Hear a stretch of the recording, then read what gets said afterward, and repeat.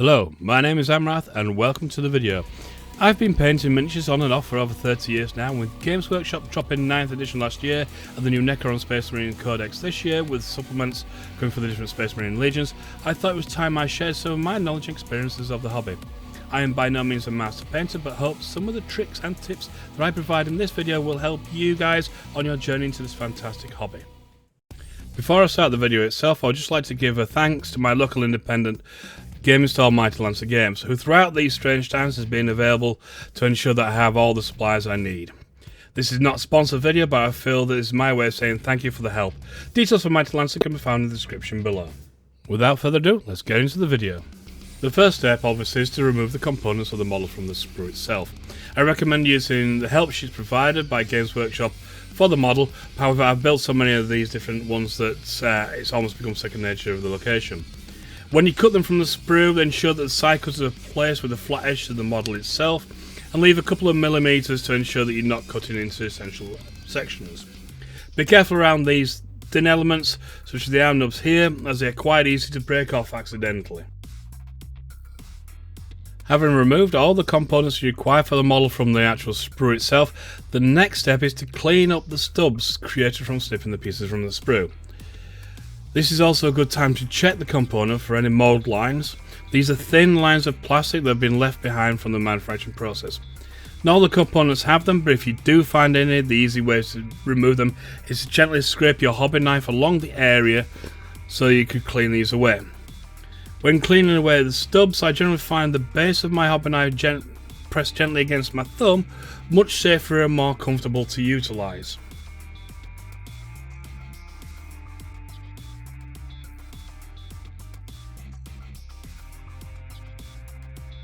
It's also during the cleanup stage that I would recommend drilling the barrel of the gun, should the model have one. I usually use the tip of the knife to create a starting hole in the centre of the barrel end, and then use my hobby drill with the 1mm bit to create the hole. You don't need to go too deep into the actual barrel, it's just to give the illusion that there's a hole there. I also have drilled the muzzle holes as well to ensure that it looks correct.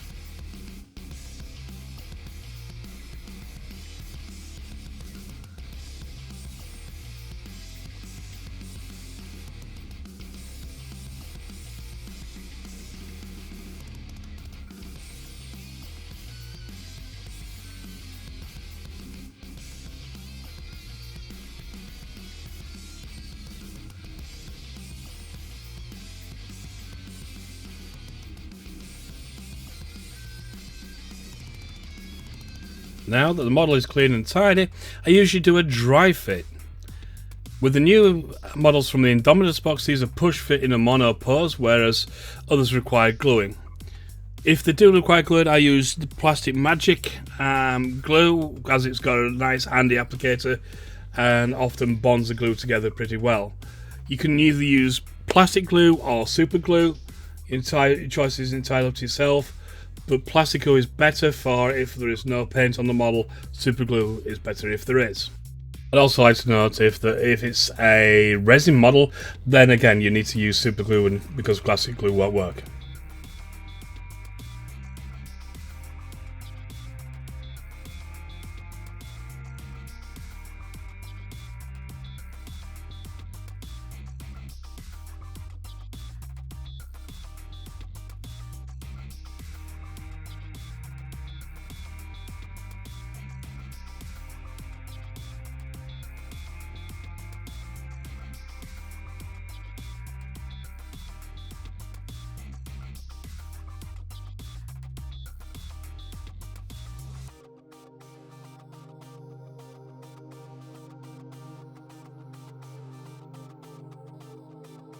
From here on, things start to vary. As this model is going to be painted in the Dark Angels colour scheme, I've opted to go for a Chaos Black primer.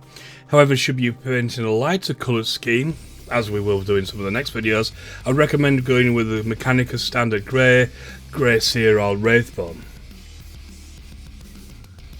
To make the next stage a little easier, I've decided to disassemble the model, which will allow them to get all the nooks and crannies relatively easier with the next base layer paint that we're going to be applying. For this section we're going to be applying an initial layer of Nocturne Green. as this is the starting point of our makeup. Now, it seems a little strange that Games Workshop do an actual Dark Angels green contrast paint, but I actually find it to be a little too light a green for the First Legion. Nocturne, however, is the home world of the Salamanders, another green legion. However, they are a lighter green than the Dark Angels. As this is a base layer, I'm going to add a little water to the paint to thin it slightly and apply 2 thin coats to give a solid all over colour.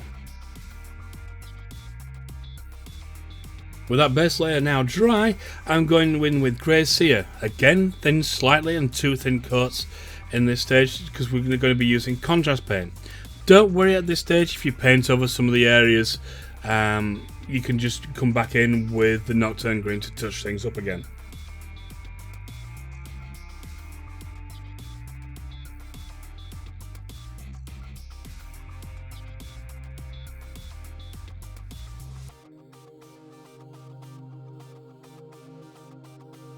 With that layer now dry, we can add our first of our contrast paints, and in my opinion one of the best, Snakebite Leather. This is such a vibrant colour, and the way that it goes onto each section gives a fantastic rich finish.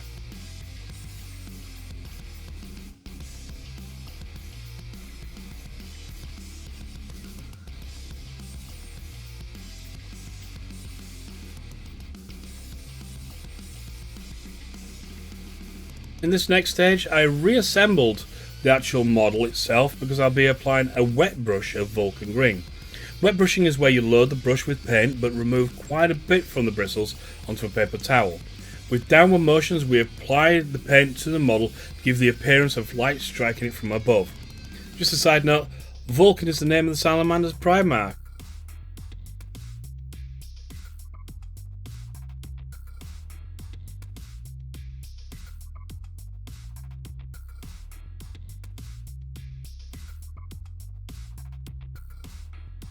The paint dries relatively quickly when you're wet brushing, so that means we can move on to the next stage, which is dry brushing. In this stage we remove virtually all the paint from the brush, leaving only little bits within the actual paintbrush itself, and we brush gently against the edges of the model to bring out those nice neat highlight lines.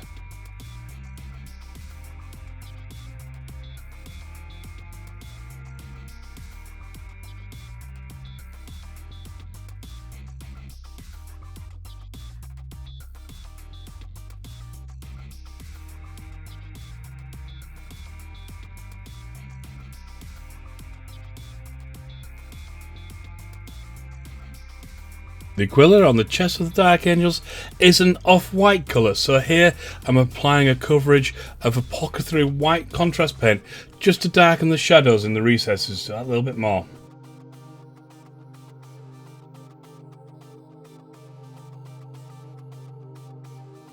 In this next section, we're actually looking at the weapons of the Dark Angels itself. They have an actual red armour shroud of their bolt gun, so to help with this I'm applying 2 thin coats of Grey Seer over the casing, ready for its next stage.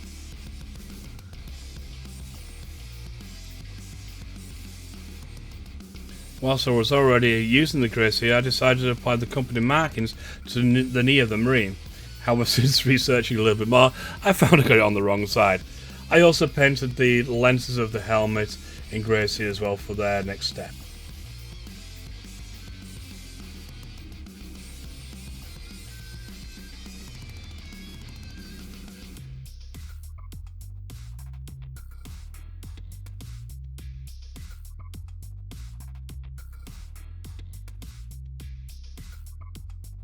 Whilst waiting for the Grey Seer to dry, I came in with Runefang Steel to paint the teeth of the chainsaw, the bottom half of the bolt gun and the vents of the Powerpack.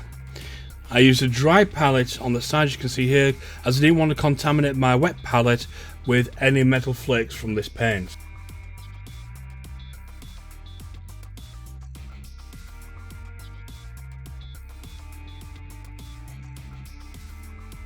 This next paint stage is an optional extra, but I always like to give the rim of Powerpack a bit of a blue glow, so to help this I've covered the rim in grey cere.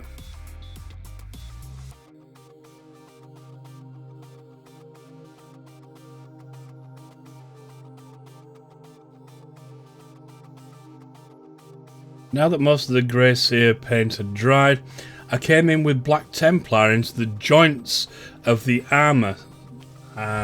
This gave us a nice deep black paint in the recesses, but a bright grey paint on the top layers.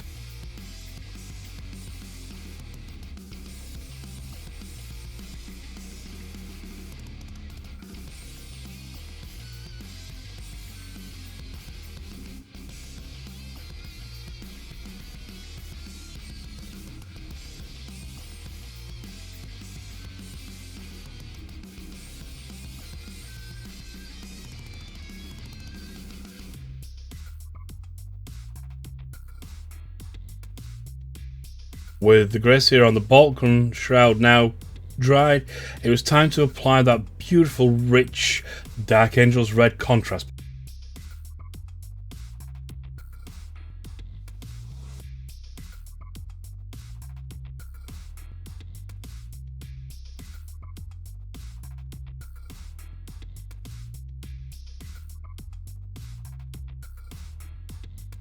Turning my attention to the chainsword, I decided to paint the shroud Nocturne Green to keep in with the fitting of the Dark Angels colour scheme that I was going for.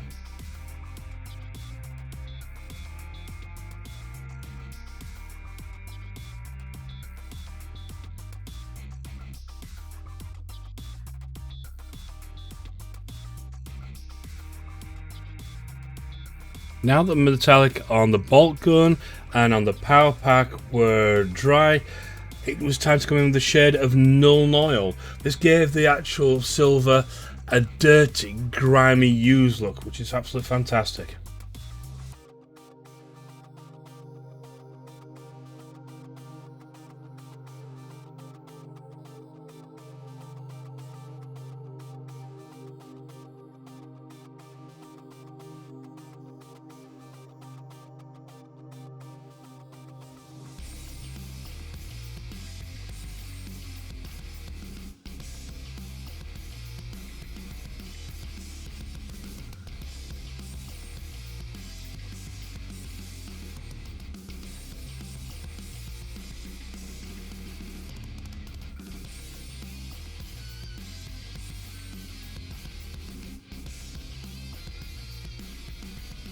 With the model now nearing completion, it is ready to add the techless blue to the Powerpack, give it a nice energy glow.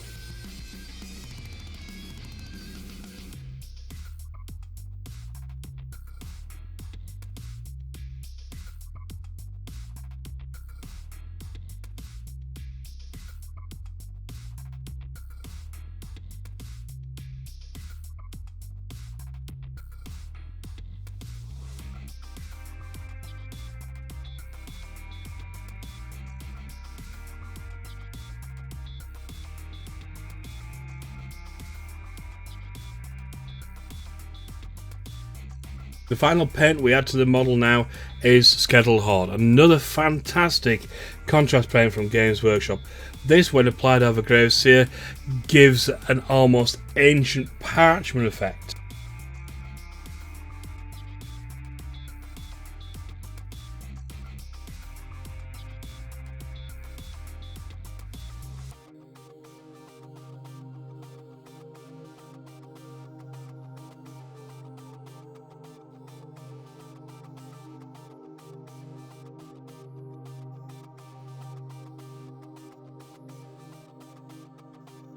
At this stage, we could class the model as complete and fit for the tabletop. However, I like to go to the final edge and actually add some of the chapter markings to the model. In this case, we're actually utilising some of the decals from the transfer sheets that are supplied with the model, wetting them down with a little bit of water to free them from the backing agent, and also wetting the shoulder pad just to give it the start to purchase for the actual decal to fix.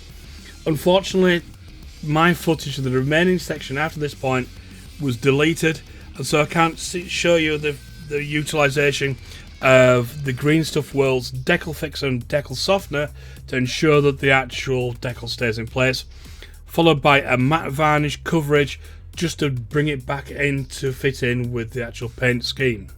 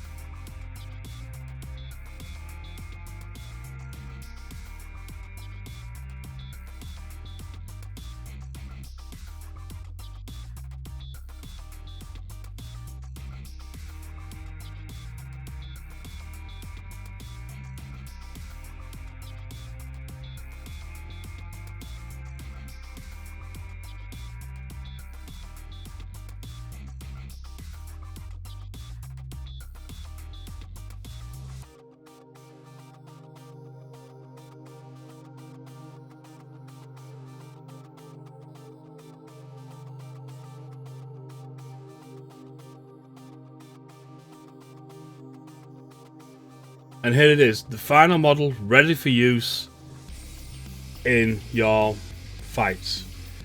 Although I haven't gone into the basing, that's for another video. If you like the video, please, you know what to do. And in the next one we're going to be looking into the successor chapters for the Dark Angels and painting models in each of the army colours highlighted in the Dark Angels Codex. Till next time, my name is Amraf and thank you for watching.